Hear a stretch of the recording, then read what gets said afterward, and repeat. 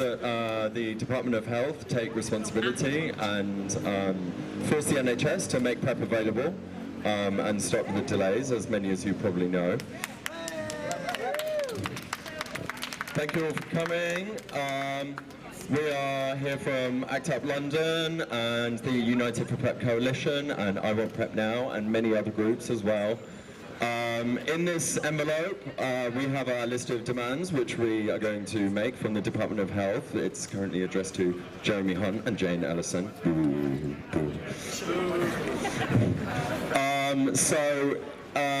Thank you very much. We're going to formally deliver our demands now.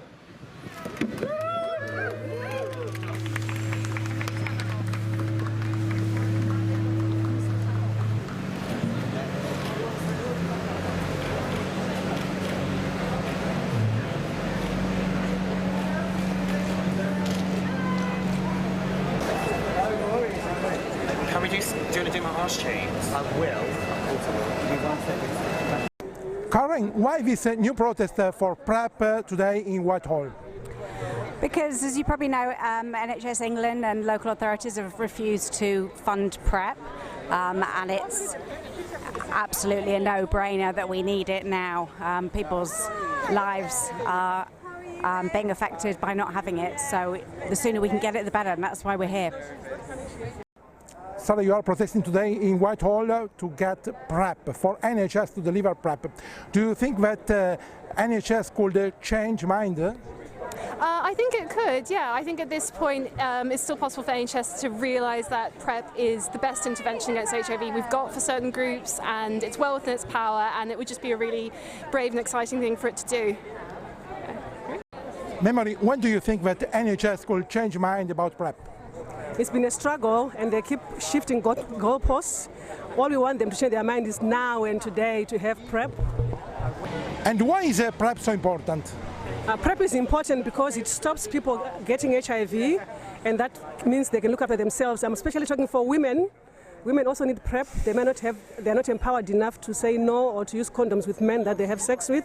So I think it's also important to empower women to have PrEP. We demand that a representative from the Department of Health meet face-to-face with community representatives, us, before the 21st of July. And in addition to this, we demand a full written statement before July the 14th in answer to those demands that we just said. Thank you all for coming down here today to join us and standing in solidarity for this event. We want PrEP now. We want PrEP for everybody. And what do we want? PrEP! When do we want it? Now! What do we want? PrEP! When do we want it? Now! Whoever's sitting over in number 10 Downing Street, and that could be anyone at the moment, let's face it, I don't think they heard that, so can we say that a little bit louder, please? What do we want? PrEP! When do we want it? Now! What do we want? PrEP! When do we want it? Now! Abe, gay Africans demand PrEP for all. This is written on your board. So you are demanding because HIV is still an emergency. Yeah, HIV still affects many people, even African people. They are the more affected one. They are affected community, African people, because most of them, they don't even test themselves. So we demand it to be available for African LGBTI persons. Some people say that condoms are sufficient. Of course, there are many people who've got that mentality that condoms are sufficient, but of course there are many people who don't want to use condoms, who hate condoms, and if there's no any other alternative like PrEP, they are the people who are dying day and night. Chuk, in your speech you said that NHS is spending much more now for treatment than for prevention, than delivering PrEP. Yeah, because I'm so surprised why they don't want to provide PrEP for people. Maybe they are spending more money treating people with HIV than trying to provide this PrEP for everybody. 6,000 people in a year is a lot of people. If you multiply 6,000 by 5 years, you're talking about almost 300,000 people for 5 years. Why do they want such an amount of people to catch HIV and continue to treat them? I think it is better and easier and cheaper to provide PrEP for people so that this HIV will stop spreading. What do we want? What do we want? What do we want? When do we want it? talking about health here. We're not talking about food, please. If you people don't understand why we are here, or maybe some of you just left your offices or your house to come here to carry this cart up, that is not why we are here. We are here to tell NHS to provide PrEP for people, so that people will stop getting HIV. Do you want to have HIV? No. Do you want to have HIV? No. Do you want to have HIV? No. 6,000 in a year can be you, it can be me, it can be anybody. It can even be people in the parliament. And minority communities are particularly targeted by HIV. Yeah, the minority communities, some of them don't have opportunities like the majority ones have because of, one, the kind of work they do, two, because they are most of them are less privileged, understand? So not many people can afford to get PrEP based on the way the NHS is trying to put it. If they leave it that way, it's going to be very, very expensive for some minority communities, if not most minority communities.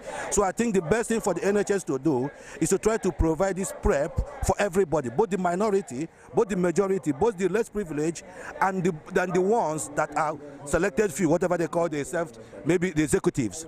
Because PrEP is not meant only for the rich. It is meant for everybody, the rich, the middle class, the poor, and the less privileged. Thank you. Ben Collins, you are a campaigner, you have been a campaigner for a long time against AIDS. Now you are here to demand PrEP. How long do you think this struggle for PrEP will go on before NHS changes mind? We don't know. I think the NHS is not about providing public health for people in the UK. They are saying no. They are saying no to PrEP. They are also saying no to HCV treatment, hepatitis C treatment. So we're seeing rationing of care now.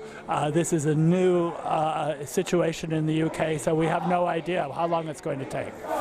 Is this an ideological attitude? I think it's absolutely an ideological attitude. I'm really glad you asked that question. Austerity has no basis in fact. You know, it's a choice that's made by governments to cut funding for people. There's no evidence that it's more effective, that it's more cost effective. In fact, there's a lot of evidence that it is less cost effective. PrEP stops HIV. We want it now. What is behind this ideology which denies PrEP? Short-term financial gain. They have lost the NHS is funded by minus 20 billion relative to French health system and the German health system. There is a 20 billion pound gap, and rather than providing care, they want to have short-term savings. Is it effective in the long term? No. We know that people's health outcomes are declining because of these cost-saving messages. 17 a day won't go away. 17 a day won't go away. 17 a day won't go away. According to your experience, what did change in the struggle against HIV in these decades? I think we actually need the community to become much more involved than they have been. You know, in the past we made real gains because the community worked with the clinicians and with researchers for successful responses to HIV. Now the community has not been as in demand for these kinds of treatments. Is it maybe because before AIDS was mortal and now we don't see deaths, we see few deaths because of this infection? Absolutely, that definitely has played a role in it. Also the changes in social communication. You know, people are much more atomized online. In the past we used to be giving each other information, used to be providing each other support. Now that's really dwindled through the cutbacks, so that people really are alienated. People are still getting infected at very high rates in the UK, higher than ever in the past, but they are not getting the support they need to get tested early and to prevent. There is no targeted research for trans people, no targeted research for women, no targeted research for people of colour, and we demand that this be the case. For trans people of colour, for trans people, for people of colour, for women. Shall we do it on two sides? If anyone is feeling particularly glamorous this evening, we might need one or two of you to come up and stand on a stool. These people behind us, there are 17 of them. They all represent the 17 people each day who acquire HIV in the UK. At the moment, transmission rates are rising. They have been doing so for the past 10 years without fail. All of the current services, including condoms and antiretroviral therapy, are not enough to stop HIV, as we can see. The number of people acquiring HIV each day, 17, is simply rising and rising, and will continue to rise unless PrEP is made available. As you can see, all of these people, they're real people, they're not statistics. They can be anyone. HIV affects anyone and everyone. These people could be your brother, they could be your boyfriend, they could be your girlfriend, they could be anyone. Susan Cole, National AIDS Trust, what's the situation now about cuts for services for people with HIV? Cuts of services to people with HIV is of critical importance at the moment. People with HIV desperately need these services, and unfortunately local authorities through government funding have cut lots of these services, so people are being more and more isolated. Your organization is also challenging the NHS about the denial of PrEP. What's the result? The judicial review is on Wednesday next week, and we are challenging the decision, but PrEP is critically important to people. 17 people a day are diagnosed with HIV. It could be prevented if they had access to PrEP. So you can hope that justice can decide to deliver? Absolutely, yes, we're very much hoping that justice will prevail and PrEP will be available to everyone who needs it, not just gay men. We're also hoping to recognise the importance of PrEP for women. The Glass Act Up London, a new chapter of this struggle for PrEP today. What's the result of this day and what's next? It's interesting. It's really, there's loads of people here. There's loads of people from different communities, different demographics affected by HIV. There's an amazing energy. But personally, I've just got this real big impatience, and I'm really angry with the Department of Health. Their total job's worth. They're shuffling papers when they know that giving PrEP out will stop the massive rise in transmission, 17 diagnoses a day. So it's weird, it's like there's a lot of anger, but I'm also really impatient. I just want it now. We're coming back in 2 weeks to have another demo. We're asking for a response to our letter with the key demands on July the 14th in a week. So we're going to ramp it up. One of ACT UP's key demands this year is PrEP for all, PrEP for all. What I'm also quite proud of today is that it's coming from a real wide demographic, a real intersectional approach. Because the PrEP kind of narrative is being dominated by white gay men like myself. Because obviously white gay men are a significant proportion of the HIV narrative, but not by any chance the whole thing. What's really great is there are a lot of people from ACT UP Women here today who are looking at how PrEP can be a real key tool to stop the rise of transmission for women who are affected, or people who are affected by gender-based violence, sexual violence, and making that connection. So yeah, I think it's really good to have a wide, diverse group of people.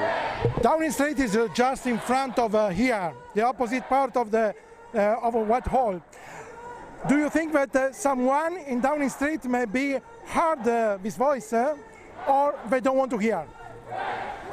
Ooh, good question. Well, of course, over there in 10 Downing Street, who knows what's going on in there? Probably a lot of money being made off everyone's expense. Well, they are going to hear about it. They are going to hear about it. What's really amazing that ACT UP and other HIV activist groups over the years have put the issue up the political agenda by occupying buildings, by raising the message and getting the message out there. So we're not scared to take the message over there. Actually, it's quite handy. We'll just do a little hop, skip and a step from here to there. Whoever's in there next week. On next demo, you will cross the road. Sure. I've been in there before. I superglued Gordon Brown, and we'll do it again to whoever's next. Because what's really infuriating is that HIV is resolvable. That's the thing. It's not like it was 20 years. We have the tools at our disposal. Let's goddamn do it. So that's why we're really focusing on PrEP this year, and we'll take the message into them. We'll take the message to wherever's needed. Jacob Levi, in your banner, you talk about Gilead. Greedy Gilead dropped the price.